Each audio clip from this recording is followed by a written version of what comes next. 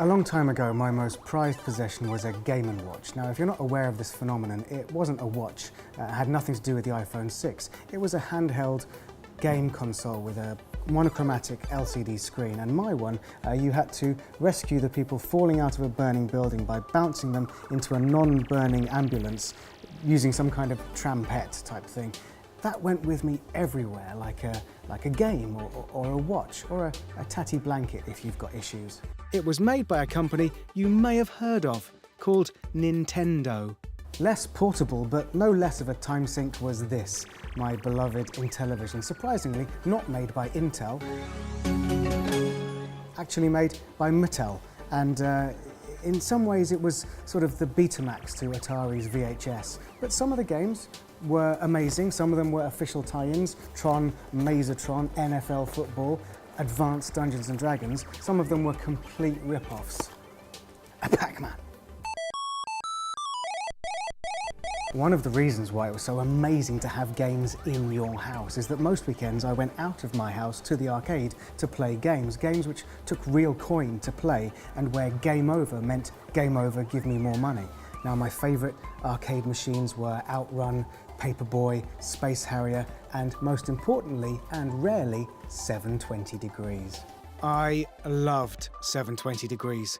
Its chunky cabinet with big speakers on top, with a joystick that fully rotated rather than up, down, left, right. Amazing. Even now, the words skate or die, hurry to a park, have a Pavlovian response and make my heart rate quicken. If you didn't get to a park in time, you were hunted down by a personalised swarm of bees who killed you. Back at Casa Cole, I was a ZX Spectrum purist. I had hundreds of games, hundreds of cassettes stacked up all over the place. Most of my friends had Commodore 64s because they were idiots, except there was this one brilliant Commodore game which was like rollerball. It was really brutal, and my friend Phil had that, and I kept going to his house to play it.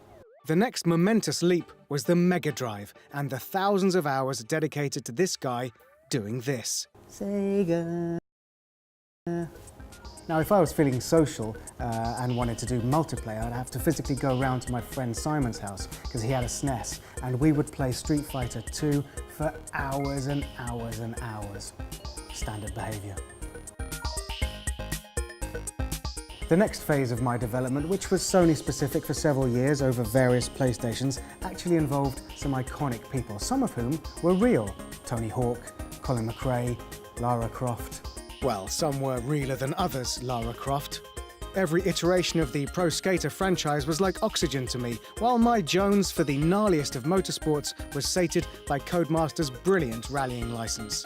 And it's no coincidence, surely, that the two extreme sports have merged in recent years, with real-life riders, skaters and boarders transferring to rallying and rallycross, while the McRae franchise has embraced the X Games attitude, ramped up the rad and segued into dirt.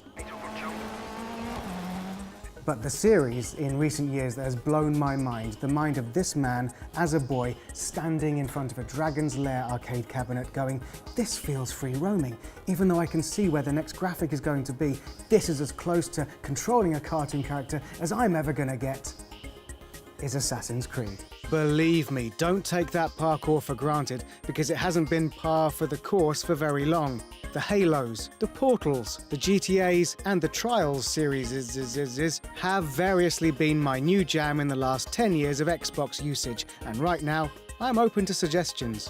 So my journey brings us to the point that 30 years after the Game & Watch, Apple have released a watch you can play games on. There is nothing new, so I can happily continue to have my old ass handed to me on a plate by you at home in any sporty, shooty, fighty, racy, jumpy game, safe in the knowledge that I was there first. I was the first at games. I've got dibs.